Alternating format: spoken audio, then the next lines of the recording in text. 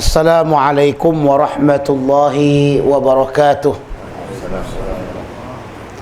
Alhamdulillahi rabbil alamin, wassalatu wassalamu ala ashrafil anbiya'i wal mursalin, Sayyidina Muhammadin wa ala alihi wa sahbihi ajma'in.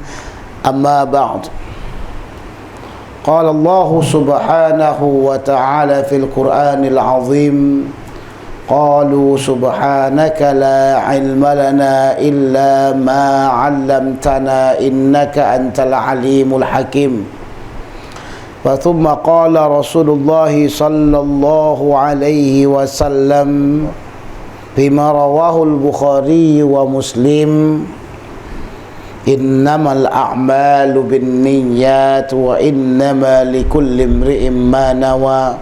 Sadaqallah wa sadaqa Rasulullah sallallahu alaihi wasallam. Puja puji syukur kita kepada Allah Subhanahu wa taala, salawat dan salam kepada junjungan alam Nabi besar Muhammad sallallahu alaihi wasallam.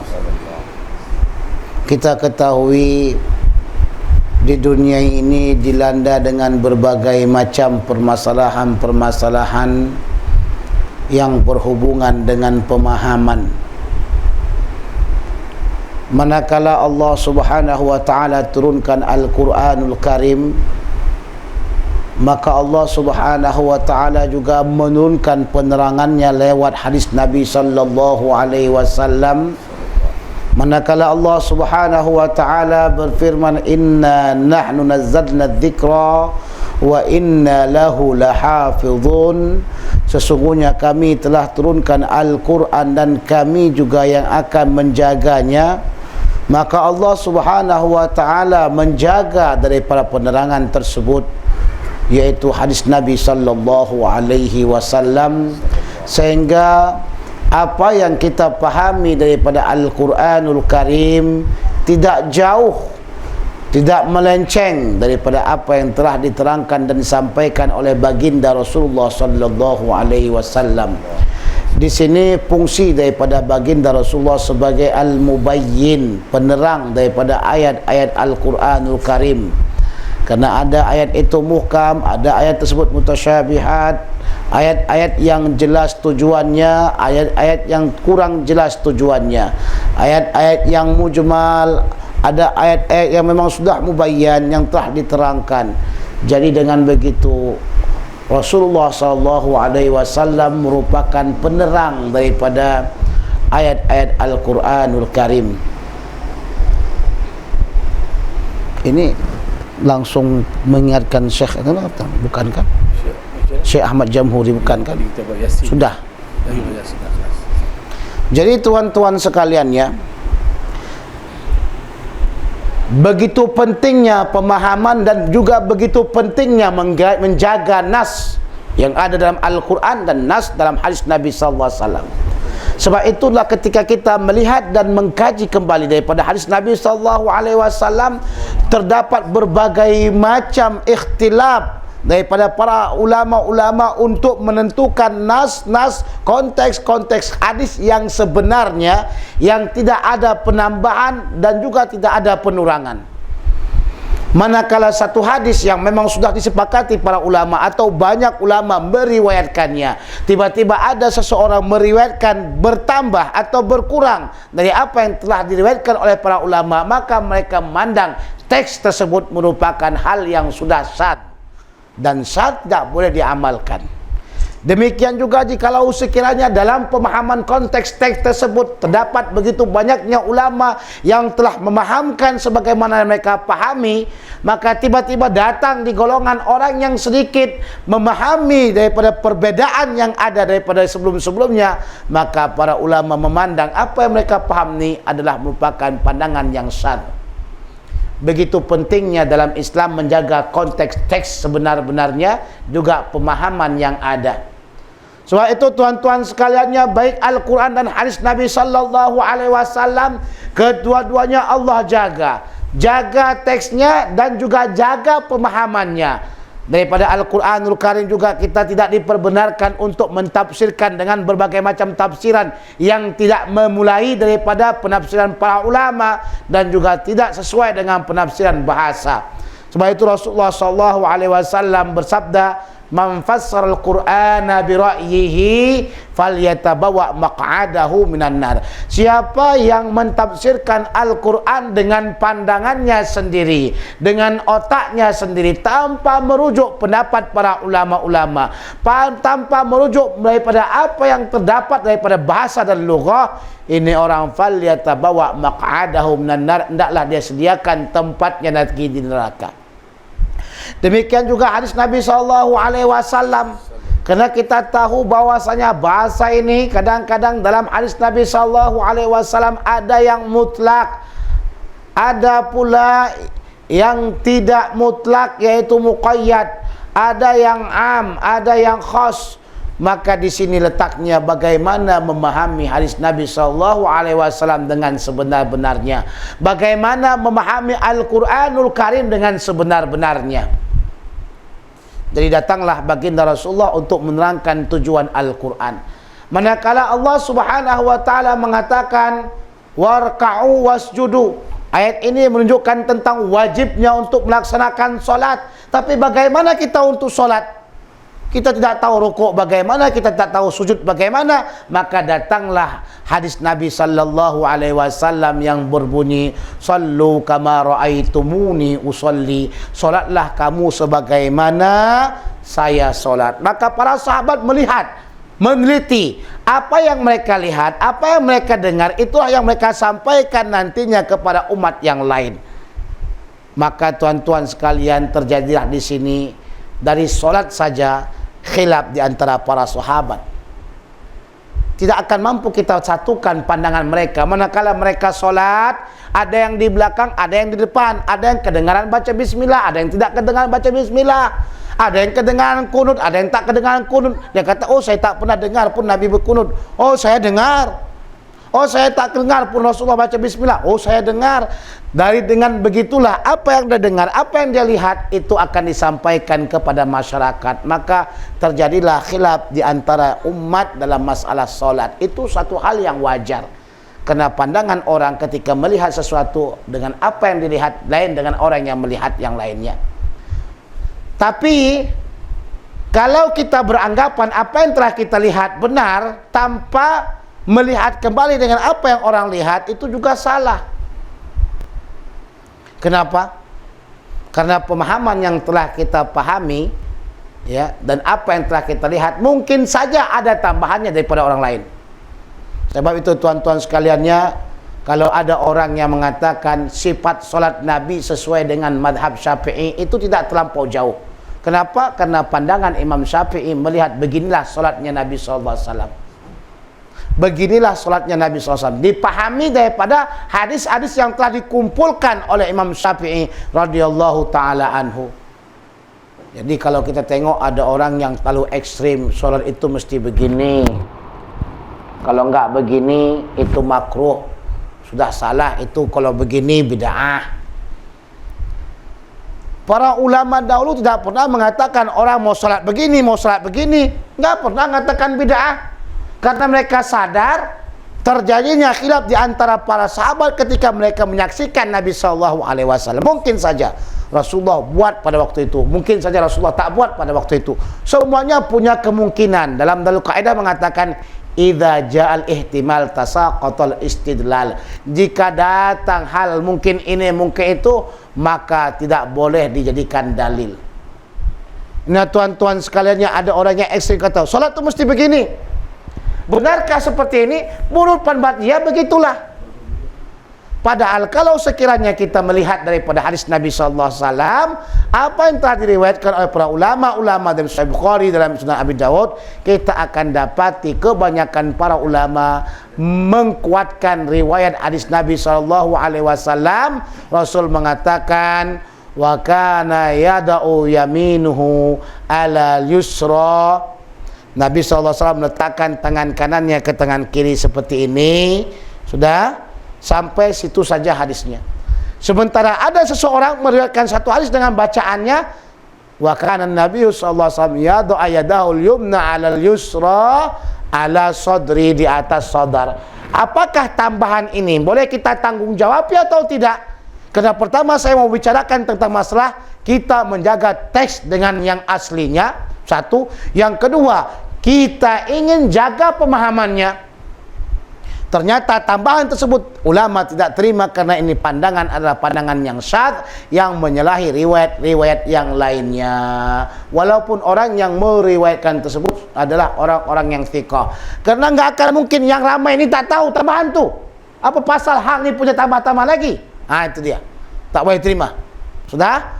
Jadi itu begitulah para ulama-ulama, begitu hebatnya mereka menjaga teks. Ini tambahan tak boleh terima. Dengan hasil yang tidak diterimanya tambahan hadis tersebut, maka datanglah pemahaman bahwasanya cukup, bahwasanya tangan itu di atas, kemudian di antara dada dan pusat. Kalau tidak buat begini silahkan, bagus. Tapi jangan dipaksa orang macam kayak gini. Dia kata mesti begini, kalau tak begini tak sunnah katanya. Yang sunnah tu dia saja kah? Yang paham sunnah tu dia saja kah? Yang paham hadis tu dia saja kah? Yang orang lain tak faham kah? Imam Syafi'i tak faham kah? Abu Hanifah tak faham kah? Ada pula lagi Imam Abu Hanifah begini Apa pasal dia buat macam gini? Ni main bola lah ni. Takut kena. Itu Abu Hanifah. Ada pula Maliki sebagainya. Allahu Akbar. Dia tak lipat-lipat tak kayak gini, namanya irsal. Tapi yang disunahkan para ulama kebanyakannya adalah seperti ini. Ini adalah menjaga pemahaman dan menjaga konteks hadis Nabi sallallahu alaihi wasallam.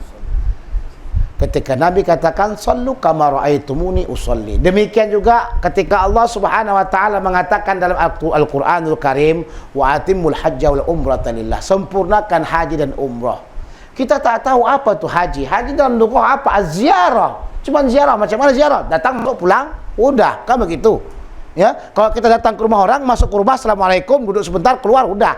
Itu namanya ziarah. Nggak penting tunggu-tunggu ada nasi kah, ada air kah, ada es kah, ada apa kah, tak perlu. Masuk keluar, itu namanya ziarah. Nah, time-time macam panas kayak gini, umpamanya kita datang ziarah ke kawan kita, nah, duduk dah 2 jam, ceritanya panjang sangat dari mulai pada pengumuman sampai ke estate, sampai tak apa-apa cerita. Masya Allah. Tapi yang tu yang masalahnya, kampung dia tu kemarau. Tak maaflah tuan, rumah kampung ni kat daerah sini ni semua kemarau ke? Iya kemarau, tak turun-turun hujan. Pasal kemarau tak turun hujan, itulah tak tahu. Apakah di sini tak ada air pipe lagi yang tak jalan? Nah, tu dia. Masalah di Selangor ni tak jalan-jalan air kata dia. Pantaslah tuan dah dicakapkan kinayah tak faham juga. Tuan haus. Kasih minum lah katanya. Ini tamu.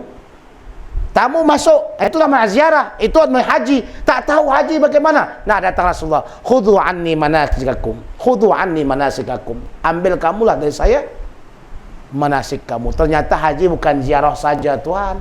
Mana haji bagaimana? Oh, di situ ada Arafah, ukuf di Arafah. Oh, di situ ada sa'i, di situ ada tawaf, di situ ada bermalam di Muzdalifah. Di situ semuanya komplit, semua benda ada di situ.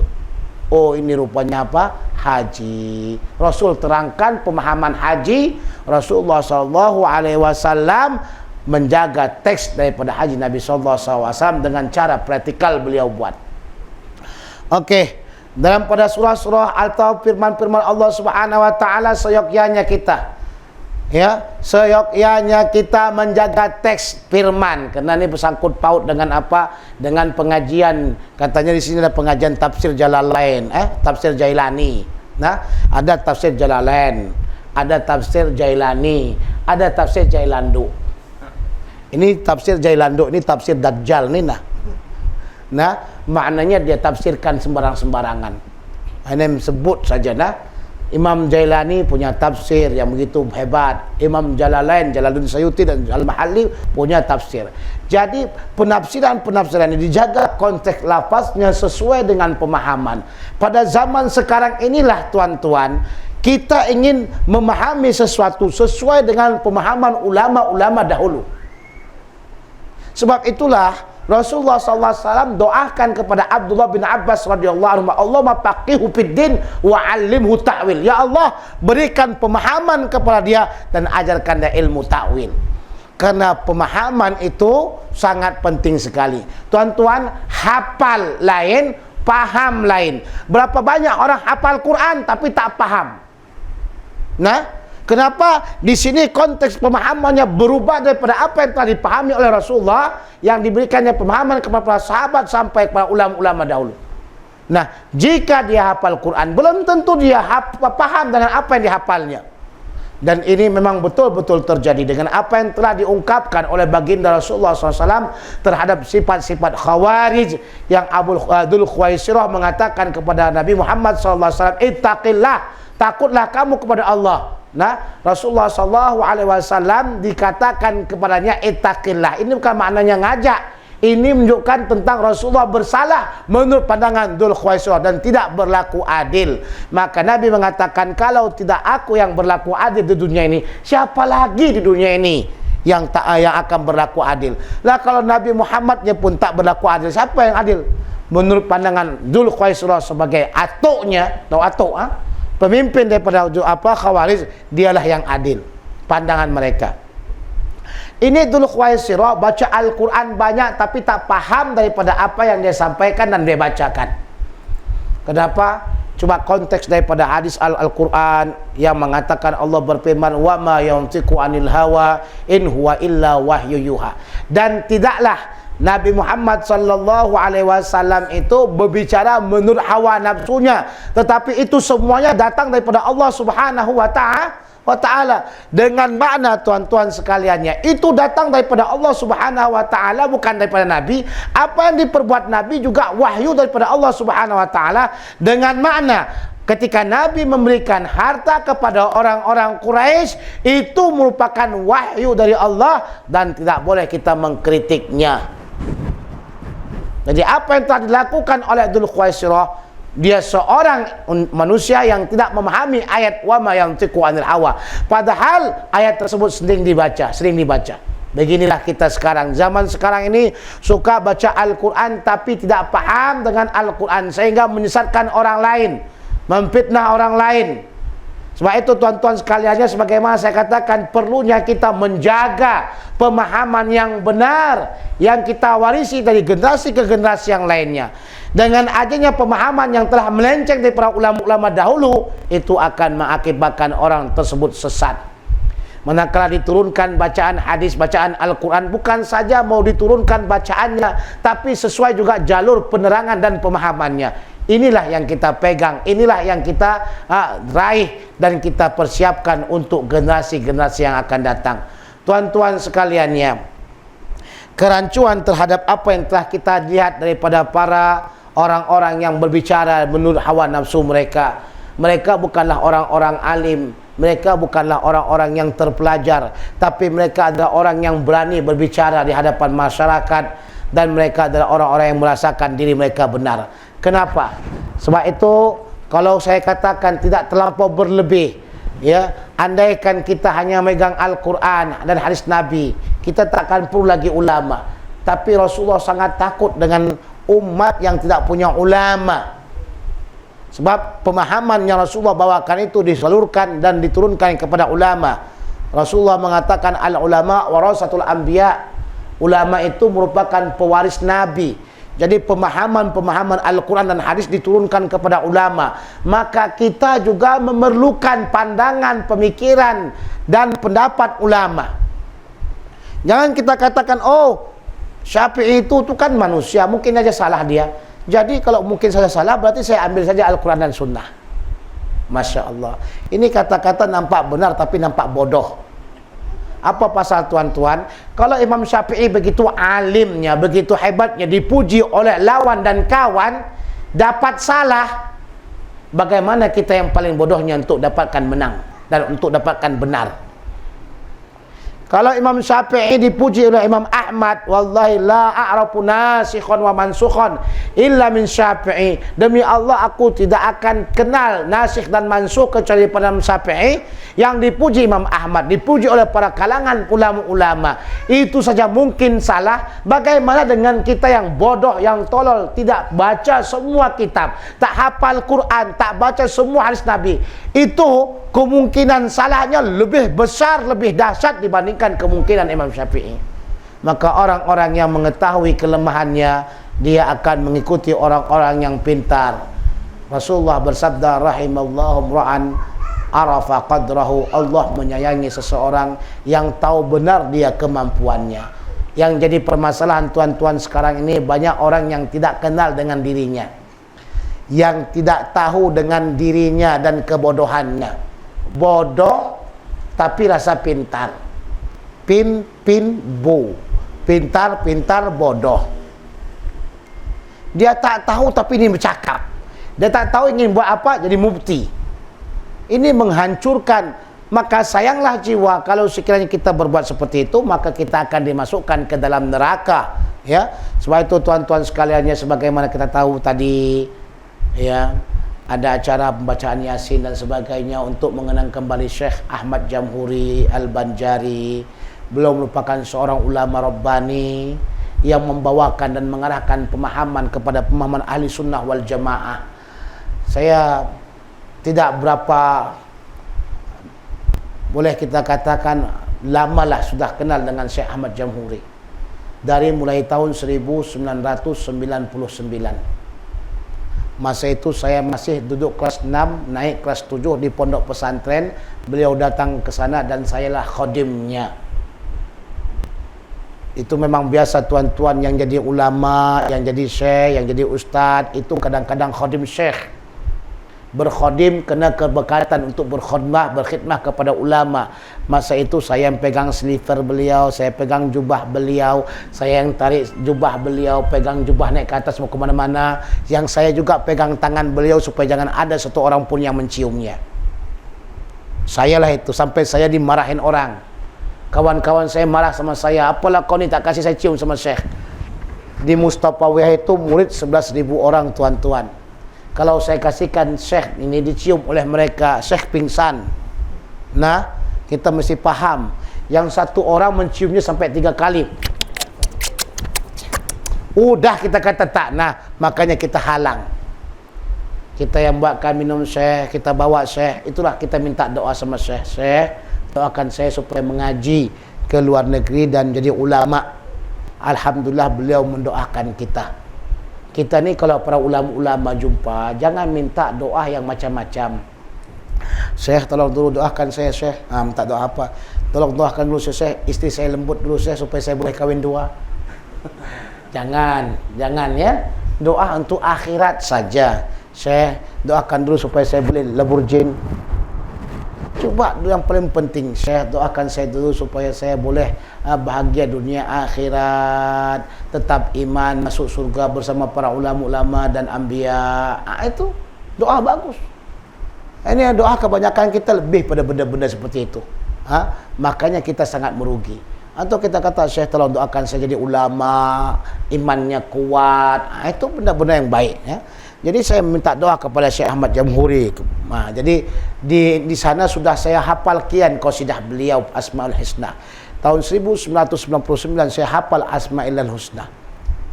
Nizam beliau. Ada yang hafal sini? Alhamdulillahi man akrama bin ni'ami thumma salatu ala mukhtaridil karami Allahu Rabb. Itu ada yang hafal tak? Tak pernah dapat sanadnya itu, tak pernah dapat kitabnya, kecil. Dapat ya? Itu tolong diamalkan. Siapa yang ingin dimudahkan Allah itu kalau baca-baca itu. Bukan banyak sangat. Ya. Tolong insya-Allah taala, siapa yang tak dapat juga ijazah itu daripada langsung pada Syekh Ahmad Jamhuri, saya ijazahkan daripada Syekh Ahmad Jamhuri. Dia berulang kali kasih ijazah sama saya. Alhamdulillahirabbil alamin. Terakhir saya melihat beliau dan berjumpa sama beliau di Johor. Tahun lewat. Tahun 2014 di Johor saya jumpa sama beliau. Kami baca mata Arba'in Nawawiyah. Sebelum itu saya jumpa di mana? Di Jendrami. Ya. Kemudian jumpa lagi di Johor. dan saya kasih sama beliau kitab karangan saya. Seperti tadi itu ada kitab Ghayatul Rusuh, di situ ada biografi beliau. Ghayatul Rusuh itu saya jual dulu 100 ringgit, sekarang diturunkan 80 ringgit. Coba bayangkan, saya turunkan 80 ringgit. Orang barang semua sudah naik, saya turunkan barang. Kan bagus tuh. InsyaAllah siapa yang nak belinya itu boleh kita kasih ijazah ammah daripada saya. 165 suyukh saya di situ, termasuk Syekh Ahmad Jamhuri. Jadi Syekh Ahmad Jamhuri ini saya kenal alhamdulillah taala, sampai ke Mekah saya juga jumpa sama beliau, ya. Di Mekah kami makan sate. Itu seronoknya pergi ke rumah beliau. Kalau kita pergi ke rumahnya, dia akan kasih kita sate. Masya Allah. Selama itu kan kami di Mesir jarang jumpa sate, makan di Mekah minta tambuh. Seronok, alhamdulillah rabbil alamin. Ni ulama-ulama kita sebenarnya seronok berkawan dengan ulama. Siapa yang berkawan dengan ulama, maka dia akan diajarkan kepada ilmu. Siapa yang berkawan dengan ulama, maka dia akan diajarkan untuk takut kepada Allah. Siapa yang berkawan dengan ulama, maka dia ajak untuk benar-benar bertakwa kepada Allah Subhanahu wa taala. Tanda orang itu memang benar-benar takut kepada Allah, kita tengok mukanya, kita ingat Allah. Tanda orang tu memang bukan waliullah atau ulama, kita tengok mukanya, perut kita lapar. Bila kita tengok mukanya, lapar perut kita. Ini alhamdulillah ta'ala, tuan-tuan lapar tak? Lapar tak? Tak lapar kan? Tengok muka saya, tak lapar langsung kan? Alhamdulillah, walaupun tuan belum lagi makan. Saya pun tengok tuan-tuan tak lapar langsung, padahal saya tadi makan cuma sedikit aja. Pergi tadi tengah terlambat, yang mengambil saya terlambat. Maka saya kata, jangan terlambat lagi ngambil saya. Datang terlambat ke sana mengaji, orang dah tunggu-tunggu. Jadi terpaksa carilah makanan yang boleh, apa kita kata, yang boleh cepat kita makan. Makan segini saja. Makan, langsung ngajar. Sampai jam 11:30 saya ngajar. Dalam keadaan perut sedikit aja makan. Tapi tengok tuan-tuan, alhamdulillah saya kenyang. Jadi insyaAllah sampai jam 5 ya. Sampai jam 5 boleh? Katalah takut cacing sudah demonstrasi nah. Tuan-tuan sekaliannya, Rasulullah SAW telah mengatakan, ya, inna min asratis sa'ah qillatul ilmi. Sesungguhnya di antara tanda-tanda hari kiamat makin sedikitnya ilmu. Dalam riwayat yang lain, ya, yuqbadul ilm, akan ditarik ilmu tersebut. Dalam hadis Sahih Bukhari juga menerangkan bagaimana cara mengqabatnya. Innallaha la yaqbidu ilmu Innallaha la yaqbidu ilman tiza'an min ibadihi. Allah SWT tidaklah mencabut ilmu itu dengan menarik ilmu dari hamba-hambanya. Contohnya ini seorang alim hafal ribuan hadis, tiba-tiba hilang semua hadisnya. Enggak seperti itu. Tapi walakinallaha yaqbidul ilma biqabdil ulama. Akan tapi Allah Subhanahu wa taala menarik ilmu itu dengan menarik, ya, jiwa-jiwa ulama, wafatkan ulama sehingga ulama meninggal dunia. Coba kita bayangkan deretan ini semuanya dari tahun 1435 sampai 1436, berapa banyak ulama yang telah meninggal dunia. Ini yang terakhir kita dengar daripada Syekh Ahmad Jamhuri meninggal. Sebelumnya daripada siapa? Syekh Said Abbas ibnu Said Alawi ibnu Said Abbas ibnu Said Abdul Aziz Al-Maliki Al-Idrisi. Sebelumnya lagi kita dengarkan Syekh saya juga sebetulnya ada di Mustafawiyah meninggal, Syekh Abadi. Sebelum itu juga ada Tuan Guru Harun di Kelantan meninggal dunia. Maka ulama-ulama meninggal, ya, tidak ada yang menggantikan. Saya tidak takut kalau sekiranya Malaysia ini kekurangan daripada doktor. Saya tidak takut Malaysia ini kekurangan engineering. Saya tidak takut Malaysia ini kekurangan para pakar. Tapi yang paling saya takutkan Malaysia ini kekurangan ulama. Kalau ya sok-sok ulama itu nggak usah kita kira, itu paling banyak. Baru 1 hari 2 hari mengaji sudah jadi alim, berfatwa, tasawuf ayat acak. Muka pun ayat acak macam mana lah. Dia tak tahukah Ibnu Taimiyah tu memuji Syekh Abdul Qadir Jailani, seorang ahli pakar tasawuf? Jangan heran tuan-tuan, kata Rasulullah SAW, antum satasma'una ma la tasma'u aba'akum wala antum. Kamu akan dengarkan perkara-perkara yang tak pernah ayahmu dengar, tak pernah kau dengar. Ini perkara-perkara inilah. Tak pernah kita dengarkan perkara-perkara yang kita dengar sekarang. Mana kata tasawuf ni ayat acak. Subhanallah. Dia tak faham ke di mana letaknya kalau Rasulullah mengatakan anta'budallaha ka'annaka tarah fa illam takun tarah fa innahu yaraka. Kau sembah Allah seolah-olah kau menyembah, dan Allah, kau menyembah Allah seolah kau melihat Allah SWT. Kalau kau tak mampu melihat Allah, Allah melihat kau. Kemana nak letak hadis tu? Kemana kita nak letakkan hadis Nabi SAW mengatakan ala inna fi jasadil mudghah idza saluhal jasadu kullu wa idza fasadal jasadu kullu ala wahya qalbu. Ingatlah, dalam diri manusia ada segumpal darah, kalau dia baik, baik seluruh tubuh, kalau dia buruk, maka buruklah seluruh tubuh. Maka ingatlah, itu apa? Hati. Mana nak letakkan hadis tu? Apakah hadis ni nak letakkan ke fikih? Apakah hadis nak kita letakkan ke tauhid? Atau kita nak letakkan ke akhlak? Mereka tak inginkan masalah tasawuf. Dan akhlak saja, akhlak ini bahagian daripada tasawuf, kerana tasawuf mengumpulkan semuanya. Bab zuhudnya, bab akhlaknya, bab adabnya. Apakah ada perbezaan antara adab dengan akhlak? Ayo. Tuan-tuan, ada beda tak adab dengan akhlak?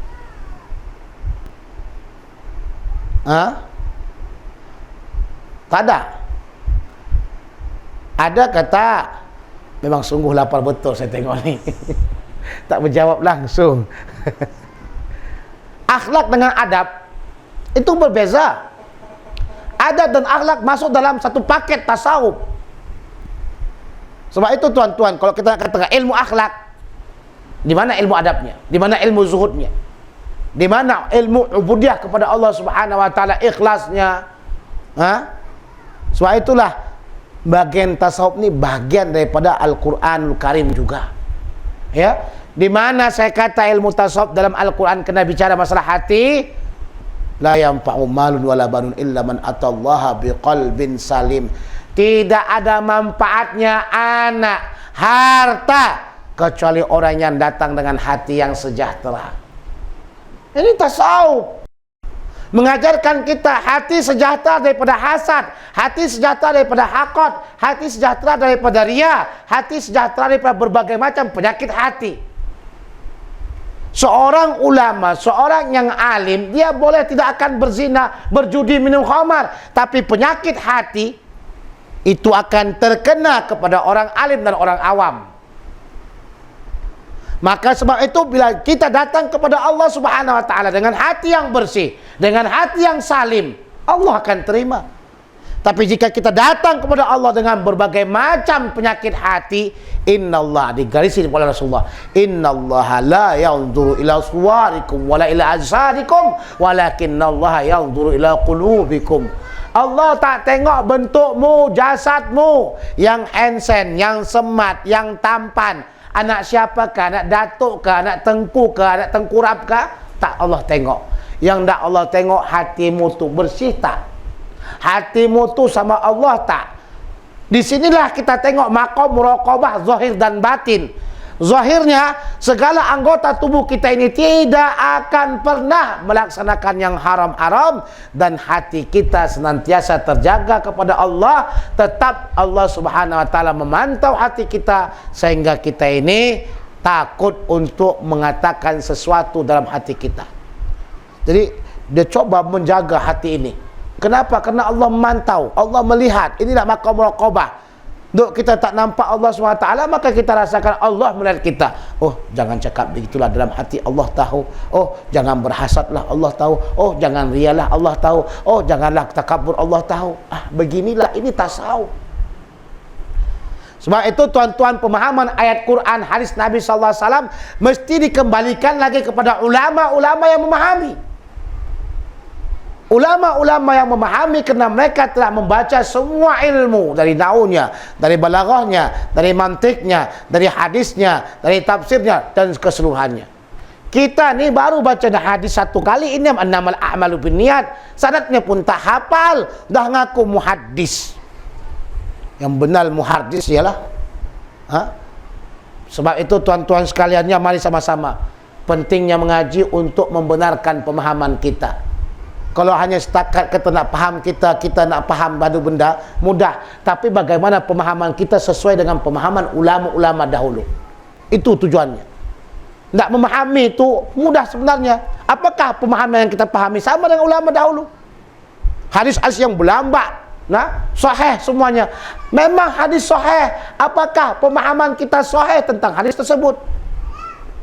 Ini yang jadi permasalahan. Manakala kita puji-puji Nabi SAW, dikatakan orang, oh nak puji-puji Nabi, tu bid'ah dhalalah. Jangan kata ya nana, banana pun jadi. Puji Nabi, bid'ah, apa pasal? Kamu melampau-lampau. Dari mana hadisnya? La tatruni kama atra'atin Nasara Isa bin Maryam. Jangan melampau-lampau puji Nabi sebagaimana dipuji orang Nasrani terhadap Isa. Benarkah pemahaman tu? Hadis sahih, tapi pemahaman salah. Tengoklah perumpamaannya. Siapa Isa? Isa ni di kalangan Nasrani dia anggap sebagai Tuhan, dia anggap sebagai anak Tuhan. Kita walau bagaimana hebatnya cinta kita kepada Nabi kita, tak seorang pun yang mengaku Muhammad itu Tuhan atau anak Tuhan. Tu tuan-tuan sekaliannya, banyak pemahaman yang salah kerana tidak mengikuti pemahaman para ulama-ulama sekaliannya. Jam pun sudah menunjukkan jam 3. Saya faham. Tuan-tuan tengok jam dah. Saya faham cacing-cacing tuan semua demonstrasi nah. Kalau tak kena tu saya nak sambung lagi sampai jam 6 dah. Tapi saya pun nanti insyaAllah ada lagi acara ni. Makanya saya mungkin cepat-cepat saja jalan. Terima kasih atas segala pendengarannya. Mohon maaf atas segala kekurangannya. Wabillahi taufiq wal hidayah. Assalamualaikum warahmatullahi wabarakatuh.